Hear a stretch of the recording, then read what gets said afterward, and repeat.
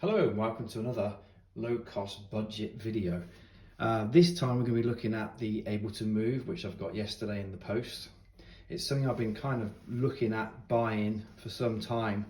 I've looked at the TR6S by Roland as a little drum machine for the couch, and I've also been looking at some of the Electron stuff as well. So obviously as soon as I saw this come up on the website, I did think to myself, aha, that's exactly what I need. Because currently, although I've got my studio set up with my Push 3 and my APC 40 Mark II, I've also got a laptop with Ableton on, so I tend to go out with that, jam with mates and stuff, and I take my launch pad with that, which is obviously a good controller, but I thought something more Ableton-esque, Push-esque would probably go really well with the laptop setup, which is why I bought this, thinking that I've got my couch machine and I've also got my little controller for when I'm out and about for Ableton. So ticked all the boxes for me and I thought, yes, let's go for it. So here it is. It's the Ableton Move. As you can see, it's very, very thin, and it's also high quality Ableton product. They're really good at making stuff like this. So if you've got a Push, you'll be familiar with the touch and the feel of it and the quality of how it's made and the knobs and the buttons. And I'd say the buttons were more Push 2 than Push 3, obviously, because they've got no MPE and they feel the same as the Push 2. So comparison wise, size wise, you can see how small it is. That's a Launchpad Pro Mark III. As you can see, it's half the size of a Launchpad. And also, you know, compared to the Push, which I'll zoom up to, once again, it's very, very small. Much smaller than I thought it was going to be, to be honest, when I got it. In fact, my wife did say, is that what you spent 400 quid on that little thing? So yeah, she's got a point really, but actually what's under the hood is pretty good. It's really good quality. So let's just switch it on. So I'm still a bit too new to it all. In fact, it took me longer to type my Wi-Fi password in using the jog wheel because of the capital letters than it did to actually work out how to use the thing. So all in all, I'm not going to go over what it does because I think we all know that. I mean, there's 1,000 videos on what it does.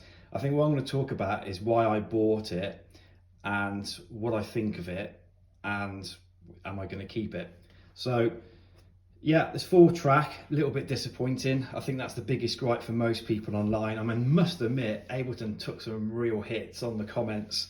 They really did get it. I don't think it was quite justified to be that cruel, but it's a new product, and I think nobody really got one in their hands either. So I think you can't really comment on something you haven't actually tried yourself. You can watch some videos, and videos never do products justice. You know, demos and things like that. They're never your style of music or how you would go about using it. We're not all, you know, 18 years old hanging out in a park jamming with our mates, are we? Let's be honest.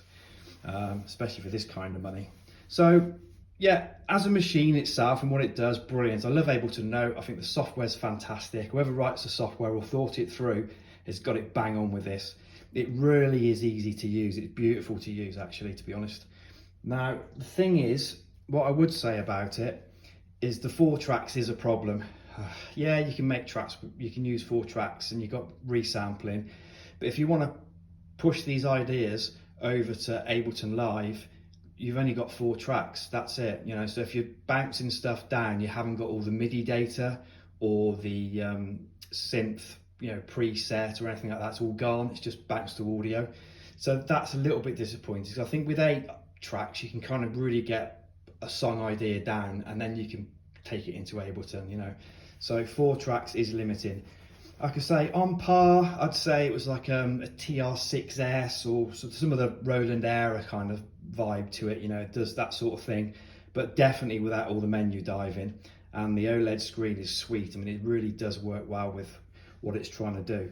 So I think, you know, Electron, obviously it's double the price from the Electron stuff, really like the Digitat or something. So I think maybe, you know, you do expect twice as much stuff with the Digitat. So, but it's similar. I get similar. It's a really good little drum machine, actually. I think probably that's what I'm going to be using it for going forward. It's a bit of a sketch pad, but I think for drums it's brilliant, especially when you can import your own sounds in off Ableton and things like that and really build some nice kits for it. I think you can sit around there and program some really nice drum patterns, which rather than sitting at the computer doing, you can just sort of do, and then they're kind of ready for when you go back into the studio and want to get something down quick.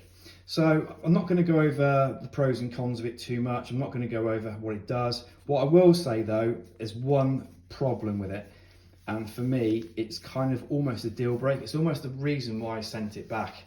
It's because not only the 4 tracks, but also it's the way it works. I mean, I've got a push, I've got Ableton Note, and everything works downwards. So you've got your scenes, and then you've got your tracks. So if you're in session mode, like we are on the push now, you can see it's all running vertical. Whereas on this, all the tracks run horizontally. And it's just, you know, when you've got something that's the same, everything needs to marry up. So if I'm used to this, I should be able to jump on a push and sort of know my way around it. Or if I'm on a push, I should jump on this and move my way around it. But because it's the twisted the wrong way around, even with Ableton Note, even on the iPhone, the Ableton Note's lovely because it matches up with what the push does with the scene launching and the vertical tracks. And I really did, when I saw this, I thought, oh, it's 8-track for sure. These are going to be volume knobs, or they can be sends, so reverb and delay. Then it'd be basic, I'd imagine, but that's what I was thinking. Great, this is perfect. It's just like a little mini push. Wrong, it's not. Everything's the opposite way around. So the track volume is pressing that and then turning this button, you know, for the track volume. So, and it's easy to do. You do pick it up quick, but it's just not mirroring what the push is doing. So it can be it's a little bit frustrating that they didn't think it through a little bit more. So to summarize, I think the software is really, really good. And I think there is something in this, especially for beginners or people who want just basic sketchpad versions of Ableton, because I think Ableton over the last 20 years has got very complicated. You know, they've added a lot of features to it. So if you're new to it, like I try to show my 15-year-old daughter who's doing GCSE music, Ableton, and you know, she was just overwhelmed by what was going on with the screen. Yet this is a real good gateway. She's, you know, Ableton Note app on her phone, have a little play with a hardware device like this. I mean, this could be a gateway in for people to buy a push or buy, you know, standard or suite of the software. So I do get it. I mean, they're a company, at the end of the day, need to make money, and I totally get why they've done it, you know. And I think it also, if they're not just looking at sort of starters, but they could be used for people who, like myself, who's long established with Ableton, you know, as a toy or as a, you know, jam pad, just safe sitting at the computer for long hours. That was all. So I kind of get the idea. It's very, very good, and the software is very well implemented. But I think what lets it down is the hardware. So let's have a quick look around it. The screen, people moan about how tiny the screen is, and trust me, you won't have an issue with the screen. It works perfectly. You almost know what the knobs are without thinking about it. They make sense. If you go to do that, you think, oh yeah, that's what I wanted it to do. So that's been very well thought through. The jog wheel is good. That's fine. You know, the buttons are lovely to press. I think the step sequencer is brilliant as well, because I quite like a step sequencer, because on Ableton Note it's hard to get things on the grid because it's not gridded as such. So I always find when I'm Ableton Note, I'm banging things in on my phone and everything's out of grid. I have to go in, nudge stuff around, and I'm never quite sure, and it quantizes a little bit off. So the step sequencer is very, very good. And the menu system is very good as well. Just comes up the backlist underneath the actual plastic, and I think that's a really nice feature as well. So, you know, hardware wise it's okay, but I think what they've missed here is by putting the sequencer on the bottom. Personally, I think it needed this,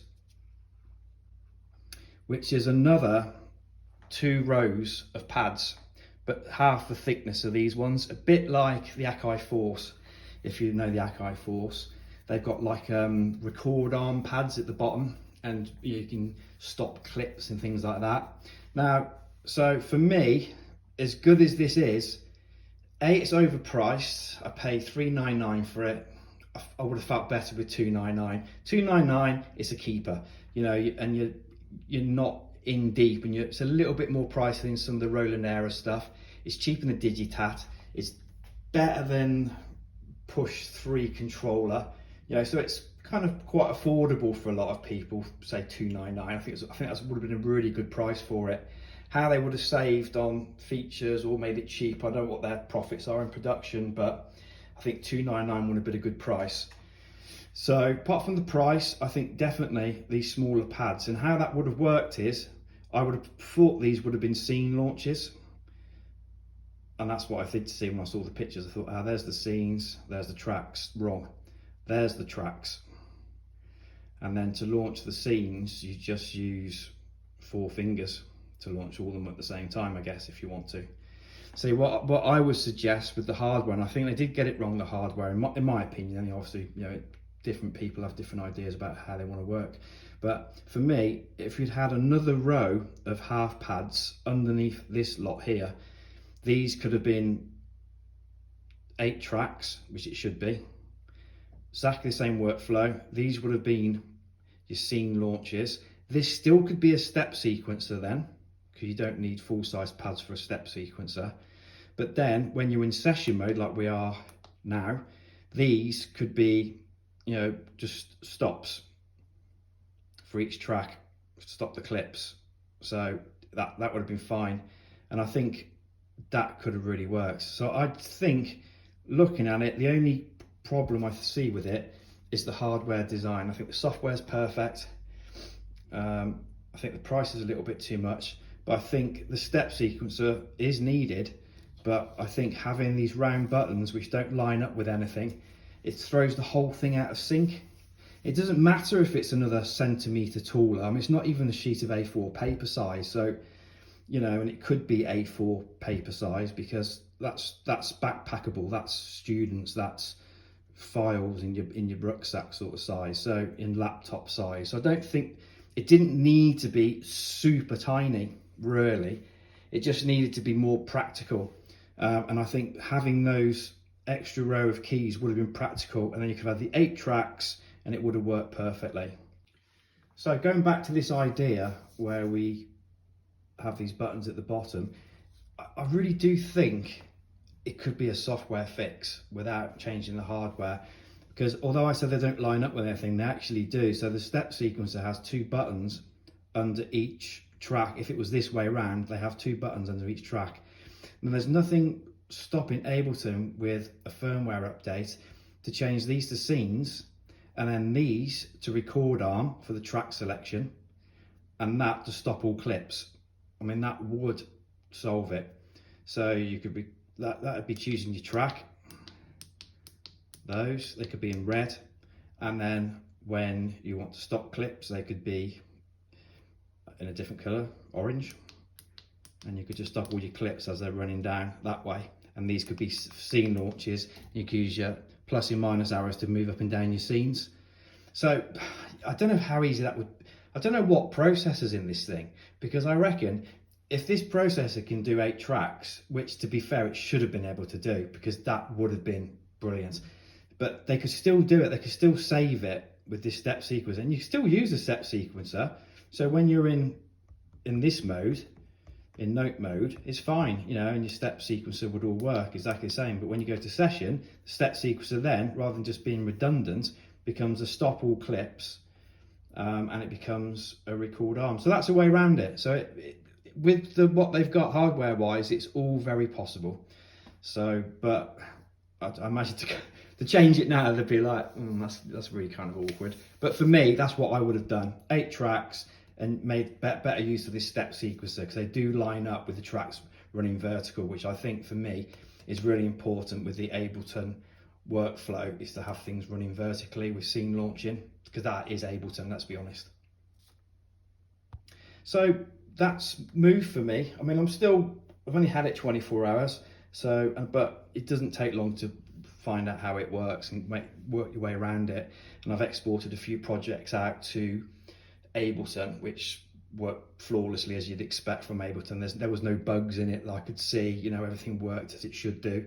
The microphone's really good, it's really clear, and it's great just getting sort of Foley sounds around the house, like keys and things like that, making little drum patches, and yeah, so that's really good fun. The headphone jack's powerful, there's plenty of volume in it on some 60 ohm headphones I've got. I found there was no issues with that. Line in, I haven't tried that yet, but I'm presuming that's just as good. And what else we got on there? The speaker. Yeah, the speaker. I mean, yeah, think of an iPhone speaker. I think something like that, because that's pretty much what it is. It's not like the Akai Live, the MPC Live speaker. It's yeah, it's just a teeny little